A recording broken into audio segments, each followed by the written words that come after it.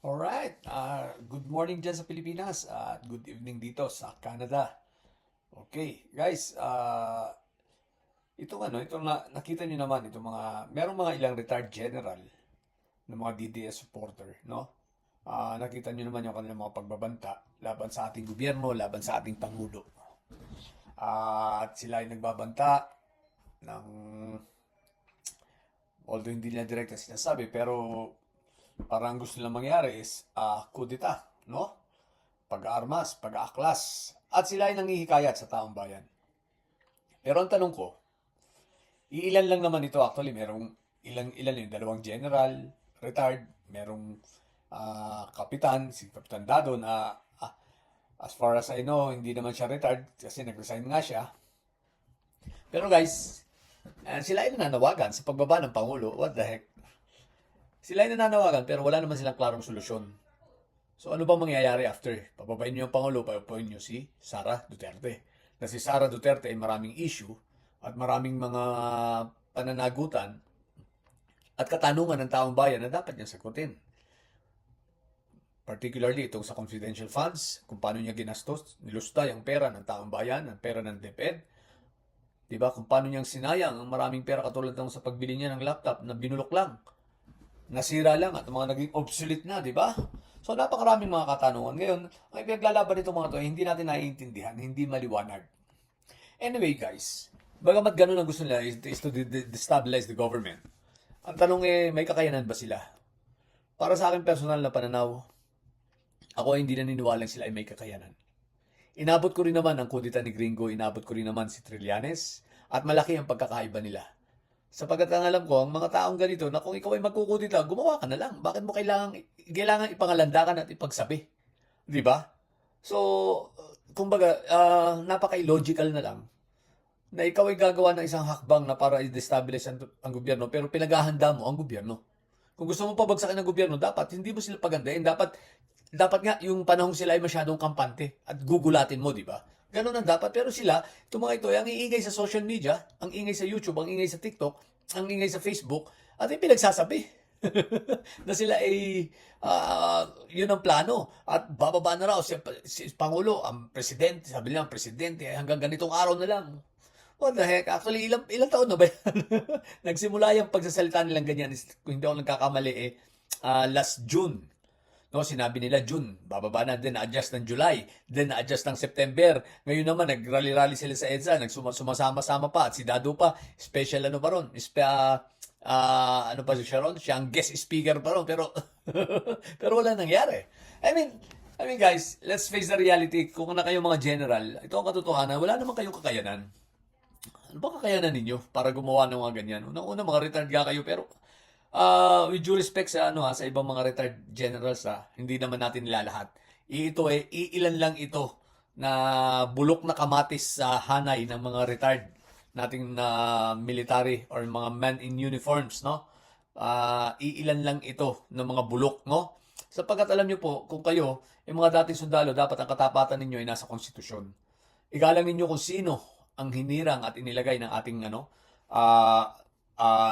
kung sino yung nararapat at itinalaga na tayo ay pamunuan, no, bilang isang bansa ayon sa saligang batas. So ang inyong katapatan ay sa konstitusyon at sa saligang batas. Pero iba isipin mo gusto mong pababain ng pangulo para iupo si uh, uh, Sara Duterte?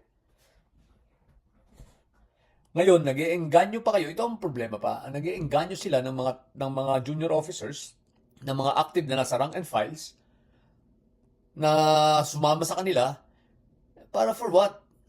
Kayo, hayahay na kayo. Nakuha nyo na yung inyong retirement pay. Di ba? Hayahay na kayo. Nalamsam na ninyo. Tapos meron pa kayong pensyon. Itong mga ito, nagsisimula pa lang at nag-iipon pa lang para sa kanilang future. Ngayon, gusto nyong sirain? Ang tanong ko, kung sumama sila sa inyo at hindi sila nagtagumpay, anong mangyayari sa buhay nila? Sira ang karir? Makakasuhan? Criminal and court martial?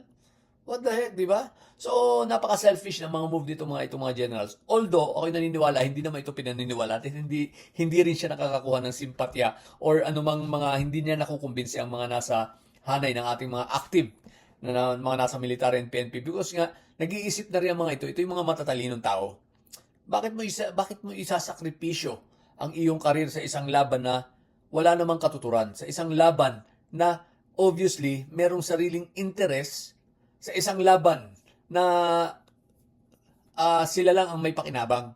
Sa totoo lang, nagdududa nga ako itong mga generals na ito at itong mga nasa retired na militaring ito na maingay. Ito siguro yung mga panahon na mga naapektuhan ng mga ginagawang ano ngayon, pagbabago, no? Sa gobyerno. Ito siguro yung mga taong di na tumatanggap ng payola. Ito yung mga taong sabihin natin na merong kinikita sa kartel at sa mga illegal na gawain. No, hindi mo maalis sa isip ng isang ordinaryong tao kasi nakakapagtaka, bakit kayo ganyan? Isipin mo, ang gusto niyong iupo vice president na hindi nga masagot-sagot ang simpleng katanungan sa confidential fund. Kung wala kang tinatago, ano bang hirap para sa confidential funds na sagutin mo, di ba? So yun lang. So I don't think ang mga ito ay may kakayanan. So, mga generals, magsitigil na po kayo. Hindi po lalatay. Ito lang ang tinutukoy ko. Ito mga DDS supporter, ito mga retire. Magsitigil na kayo sa kalokohan nyo. Dahil unang-una, hindi nyo nakukumbinsi ang taong bayan. Hindi nyo nakukumbinsi ang mga militar. Sapagkat obviously, personal yung interest yung inyong gusto. At huwag nyo nang kawawain yung mga junior officers, yung mga nasa rank and file, mga active, na hindi pa nga sila, nag-iipon pa lang sila ng para sa pangretiro nila. I mean, di ba? Bago pa lang sa serbisyo yung iba, sisirain na ninyo. Porke ba kayo ay hayahay na? Porke ba kayo ay nakuha nyo na yung pera ninyong retirement? Porke ba kayo ay may pensyon na? Ganyan. Pero kahit anong gawin po ninyo, wala naman kayong kakayanan. Hindi na nga kayo makalakad ng maayos eh. Maggagawa pa kayo ng mga kudita. Di ba? Hindi na nga kayo makapaglakad ng maayos. Nagme-maintenance na nga kayo. Nangangarap pa kayo. Oo, yung isip ninyo maring nagsasabing kaya nyo, pero yung katawan ninyo, yun ang realidad, hindi na. Tsaka, tulad ng sinabi ko, wala namang kayong kakayanan. Anong kakayanan ninyo? Sige nga.